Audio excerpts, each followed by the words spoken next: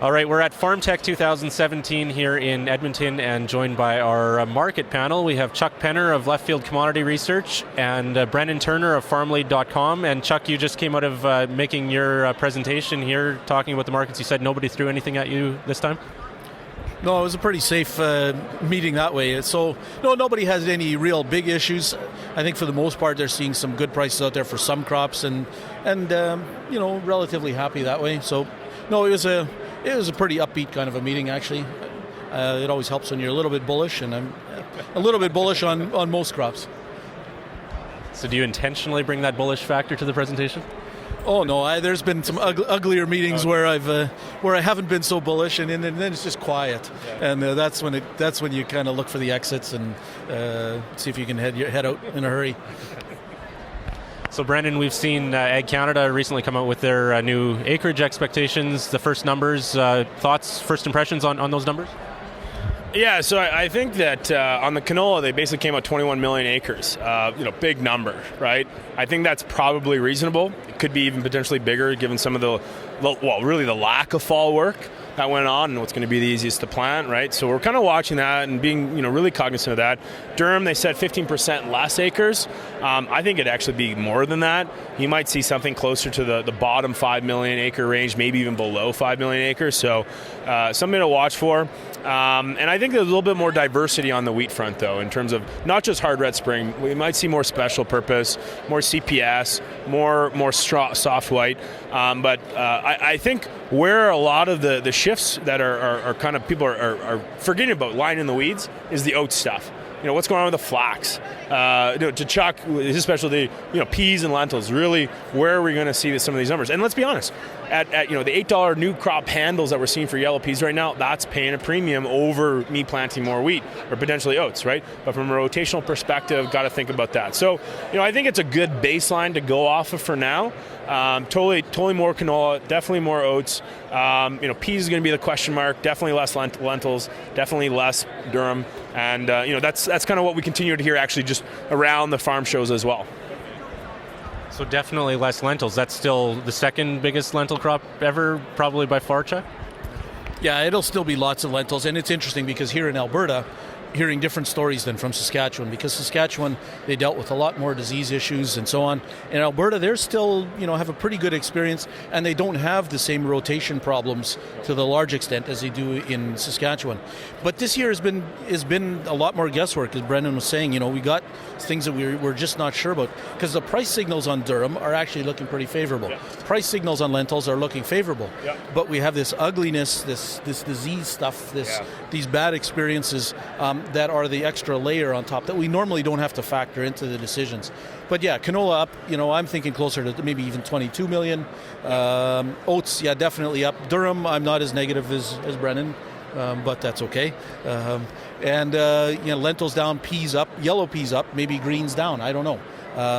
And so it's a bit of a guesswork at this kind of a stage of the year. And as somebody pointed out in one of the earlier presentations is, we talk a lot about acres, but boy, oh boy, it's the yields that really drive the market in the end. So it's interesting at this point. It's not going to make or break things yet anyway.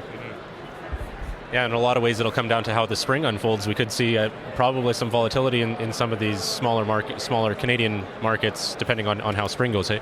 Yeah, I think, every spring you tend to see that concern over, is the crop going to get in, right?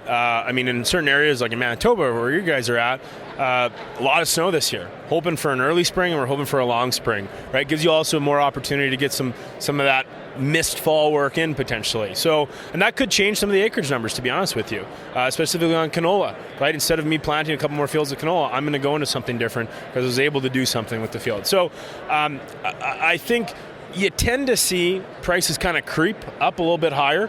That can be exacerbated by the speculation, like last year, an Argentinian rains affecting the harvest there, and all of a sudden the entire crop was going to be lost. But when the dust settled, there's only like 3 million tons that didn't get accounted for, basically, and the market tanked in the last 2 weeks of June, right? So, we tend to look at the market as there's going to be maybe 1-2 opportunities kind of going into that spring seeding season that are going to create good selling opportunities on both old crop and new crop.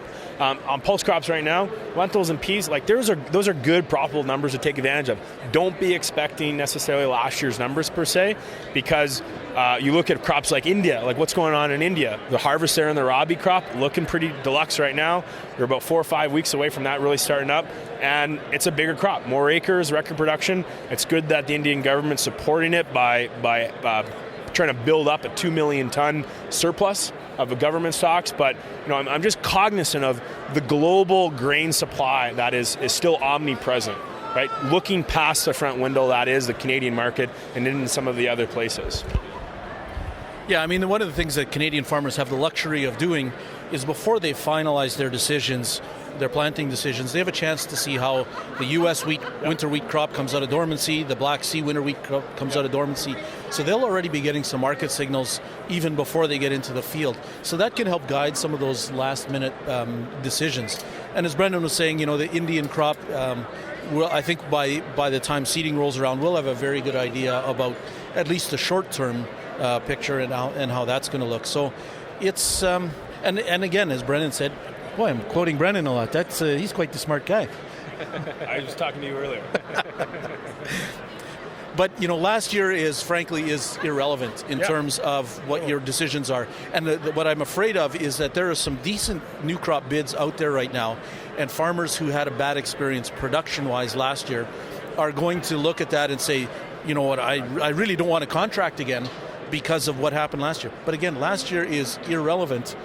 This year's experience is guaranteed to be different, hopefully better, but guaranteed to be different than the year last year. So always got to be looking ahead and taking less, looking less in the rearview mirror. Okay.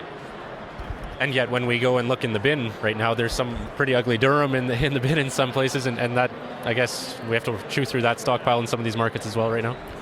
Yeah, those kind of situations with the durum, it's really unfortunate. And wheat would be, there's a lot of lower quality wheat out there, even some lower quality flax and oats that's out there that is frankly going to be a little tougher to deal with. And so you can't completely ignore it, but in terms of marketing next year's crop, like the low quality durum, the 4s and 5s of durum and the 3CW flax and those kind of crops, frankly aren't going to be pressuring next year's durum market because they're in the feed channel. It's a completely different situation. So it really isn't going to be a market factor globally, although it can be from bin space, a number of those kind of issues, sure. So anything to add, Brennan? No, I mean, I think probably the market that's probably oversupplied the most is the feed market. You have a large amount of high disease cereals that are getting moved into places that usually you wouldn't see as much competition. Also, you have the fact of a large corn crop in places like South Dakota, North Dakota coming across the border into Manitoba feedlots and whatnot.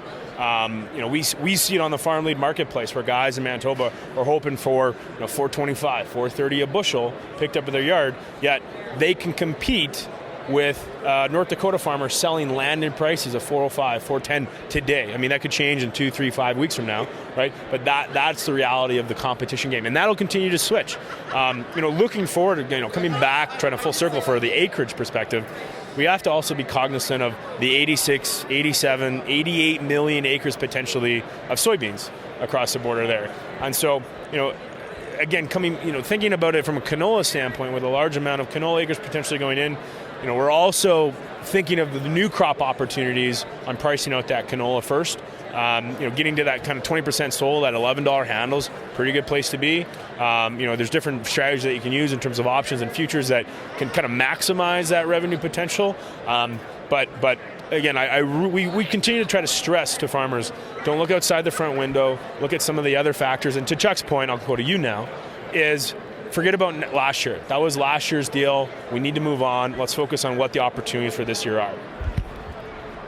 They always say a good panel requires some disagreement, and I'm not sure you guys are disagreeing anywhere yet. So, you have a terrible shirt on. Any rebuttal? My wife picked it out. She's a nice lady. All right. What was that, Brent? She's a nice lady. All right. Thanks for your time, Chuck. And was it George? Yeah, George? Shane. We had Shane here last year, right? Shane was here last year? Shane is in Nashville, but we'll pass it on to him. Thanks for your time, guys. Thank you.